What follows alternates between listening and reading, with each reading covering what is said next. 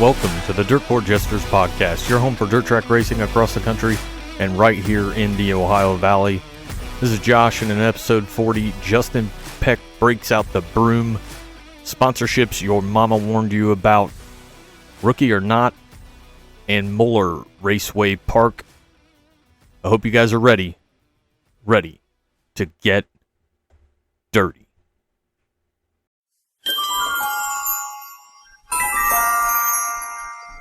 This week in dirt racing history, we're going back to February 7th, 1998, in Volusia, where the All-Star Circuit of Champions paid a visit. Danny Lasowski would get the win, Jeff Shepard in second, and Dean Jacobs would round out the podium. Acknowledge me! Racing's getting back underway here in the United States, and recapping January 27th, Needmore Speedway, Hunt the Front. They were rained out. January 28th, Needmore Speedway and Hunt the Front. Hudson O'Neill would get the win. Ethan Dodson from 12th to 2nd, and Mark Whitener would round out the podium. January 30th, All-Tech Raceway, Winter Nationals, night number 1, Lucas Oil late models. And a last lap pass and a flat tire is what told the story on this night. Devin Moran dominates the entire night until a flat tire with 2 to go caused him to lose the lead on the final lap, and Ricky Thornton Jr. would come away with the victory. Max Blair in second, and Dalton Wilson in third. Volusia and Dirt Car Nationals night number 1 with ASCS. Justin Peck leads the entire feature to grab his first ASCS victory and his first win with Rudine Racing. Justin Peck with the win, Emerson Axum in second, and Sam Haferteeth Jr. would round out the podium. In the Dirt Car UMP Modifieds, Kurt Spaulding sets quick time in his group, wins his heat race, and starts on the pole of the feature and doesn't look back. His first victory of 2025. Kurt Spaulding with the win, Kyle Strickler in second, and David Stremme in third. January 31st, All-Tech Raceway in the Winter Nationals, night number 2, Lucas Oil late models, and RTJ dominates. Ricky Thornton Jr. gets the win, Dalton Wilson in second, and Spencer Hughes in third. Volusia Dirt Car Nationals, night number 2 with ASCS. Justin Peck leads all the way and goes back-to-back at Volusia. Justin Peck with the win, Cole Macedo in second, and Brian Brown in third. In the Dirt Car UMP Modifieds, Cole Galloway with the win, Will Krupp in second, and Kyle Strickler in third. February 1st, All-Tech Raceway, Winter Nationals, night number 3, and Lucas Oil late models, and that looked like a blast. Great battles up front for most of the race, especially there at the end. Devin Moran finally gets the checkered flag at All-Tech. Devin Moran with the win, Jonathan Davenport in second, and Tyler Erb in third. In the 604 late models, Cody Overton goes from 15th to the win, and he's this week's chicken dinner winner. Way to get the elbows up, Cody Overton. Cody Overton with the win, Corey Neal Jr. in second, and Mark Whitener in third. Looks like a busy weekend for the pit report there at All-Tech, but a lot of good racing, and they should be happy with the way their track turned out for the weekend. Volusia and the Dirt Car Nationals, night number 3, ASCS. Justin Peck breaks out the Miller Lite and the broom and goes 3 for 3 at Volusia. Justin Peck with the win, Brian Brown in second, and Austin McCarl in third. In the Dirt Car UMP Modifieds, Cole Falloway goes back-to-back. Cole Falloway with the win, Kyle Strickler in second, and Will Krupp in third. I-75 and the Southern All-Star late models kicks the season off in Tennessee, and Corey Hedgecock will get the win, Billy Franklin in second, and Kendall Franklin would round out the podium. Central Arizona Raceway in the inaugural Ernie Mincy Memorial for the late models, Dylan Thornton from 13th to the win, Tyler Peterson in second, and Ricky Weiss would round out your podium. Let me talk to you! This week's talking points, I should have talked about this on the last one, but every time I see the 2025 paint scheme for Bill Baylog, I fall in love again. This paint scheme is my favorite by far. POWRi Wingless Auto Racing Sprint League and the Midwest Wingless Racing Association are joining together for the Wholesale Batteries Incorporated Challenge Series. It's going to be 21 races in 10 tracks from Iowa, Missouri, Kansas, and Illinois. Interesting to see what these two will do joining together. Dirt Tracker Daily on January 27th talked about the changes seen with Casey Kane's sponsorship over the last year. So I thought, what's the wildest, craziest sponsorship that you've seen either on a car or at the track? We all know about the OnlyFans sponsorship at Gateway Dirt Nationals. Well, I got some responses.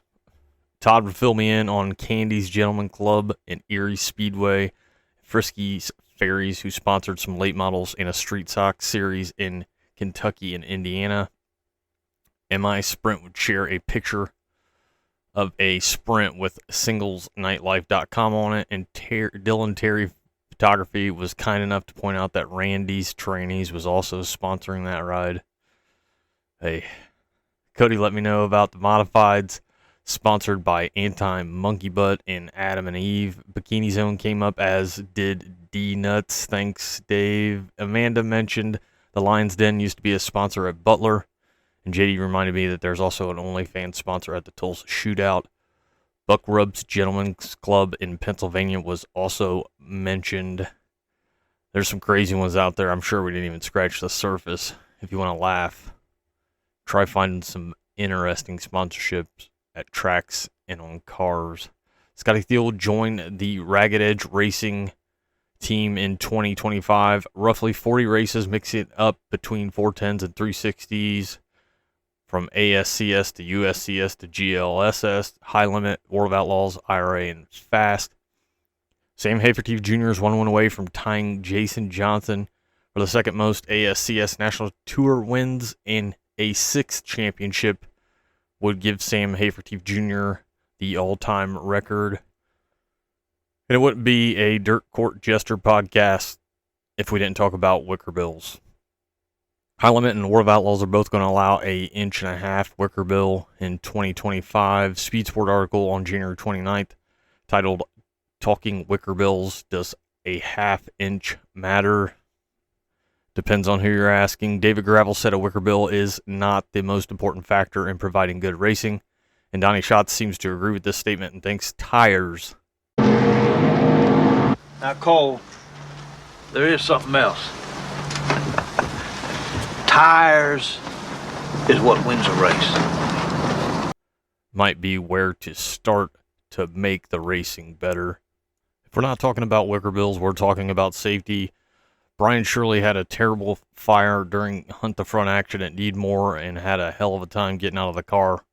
The fire was not going out easily. I'm sure by now everybody has seen it. Actually, was listening to Racing Jason. They were doing a live on X when the wreck happened, and just by everybody's reactions, it didn't sound good. Glad Brian Shirley was all right. Brian Shirley would take to social media and explain that no one was to blame, and a lot of the parts involved did their job, and it sounded like if they didn't, it could have been a lot worse, which is hard to believe. My only thought is that these cars are pretty safe on the inside, unless you need to get outside. My first thought is an opening in the roof, maybe like a funny car. You guys know if you've listened at all. I don't have the answers. I don't pretend to have the answers, but when it comes to safety for the teams, the drivers, tracks, and the fans, I think we can all agree that is the most important thing. I'm just glad that Brian Shirley was okay after that. The Gambling Outlaws, the World Racing Group, announces a partnership with ALT Sports Data to enable betting on World of Outlaw races. I just hope there's a fun prop bet for the big races. From $6 to $25, it sounds like those could be your wagers. So not very big wagers, which tells me you're not going to win a whole lot of money, which tells me somebody's probably not going to make a whole lot, if any, money. You'll have to hit on a lot of things in order to make some money on this. TRD, Toyota Racing Development's now accepting orders for 410 motors. And on the last episode, I said I didn't know if I would consider Aaron Reitzel a rookie with High Limit in 2025, and it turns out neither does High Limit. Apparently, the rule book is going to explain that if you've ran full-time with another national series, you are not eligible for Rookie of the Year. I'll be honest with you guys. I don't have a problem with this, and I think if High Limit was a bit older, I don't know, 10 years older, I think most people wouldn't have a problem with it.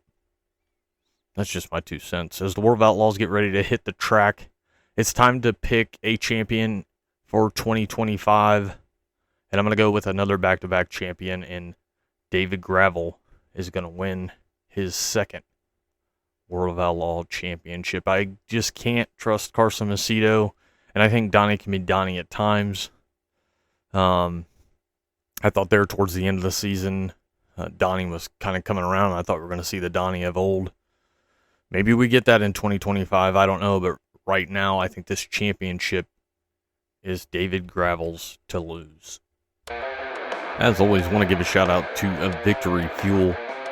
From Purple Potion to Throttle Punch to Lucky Lemon, fueled by electrolytes, charged with vitamins, and kid-friendly.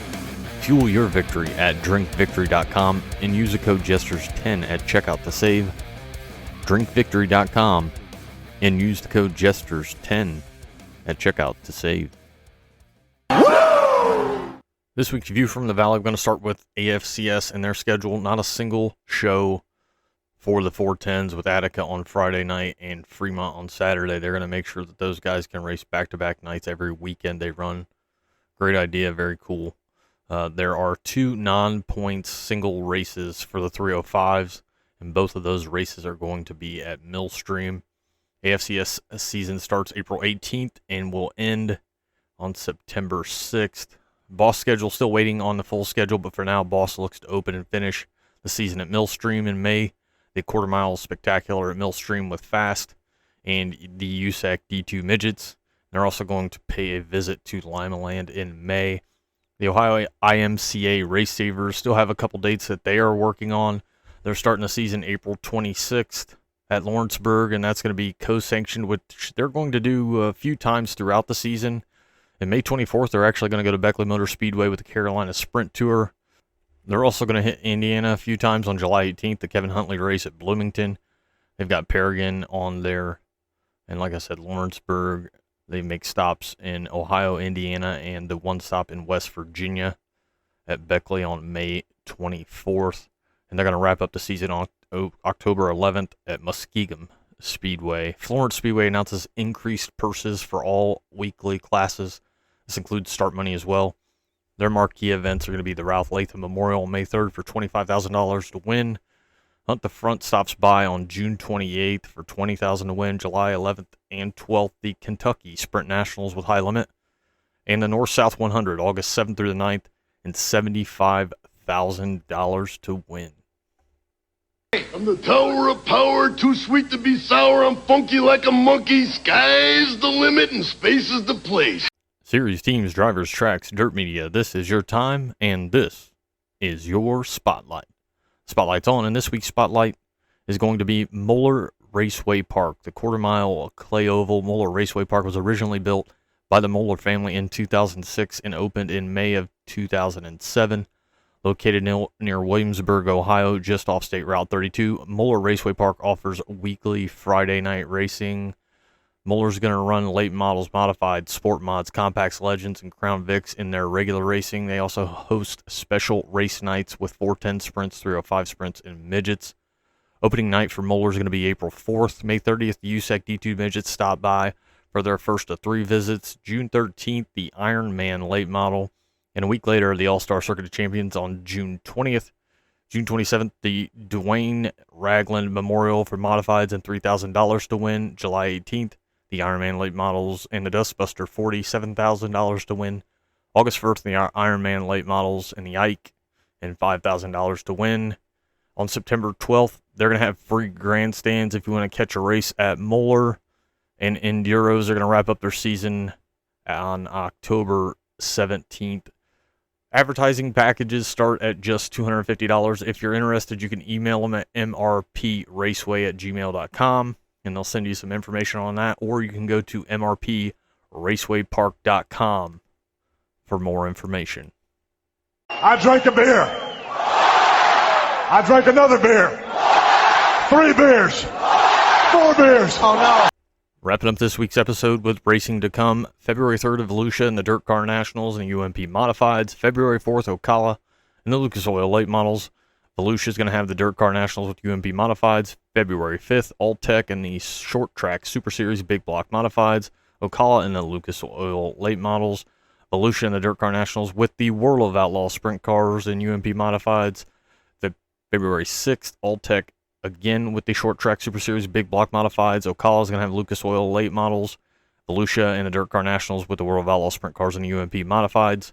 February 7th, All-Tech and the Short Track Super Series. Once again, Hendry County and USCS, Ocala and Lucas Oil late models, Volusia and the World of Outlaw Sprint Cars and the UMP Modifieds. February 8th, All-Tech and the Short Track Super Series, Hendry County and USCS, Ocala and Lucas Oil late models, and Volusia and the World of Outlaw Sprint Cars and the UMP Modifieds. Goodbye, mwah, and good night, bang. Thanks for listening to the Dirt Court Jesters podcast. As always, this is Josh, and you can follow us on X, on Facebook, and on YouTube at Dirt Court Jester. And we hope to see you guys at the track.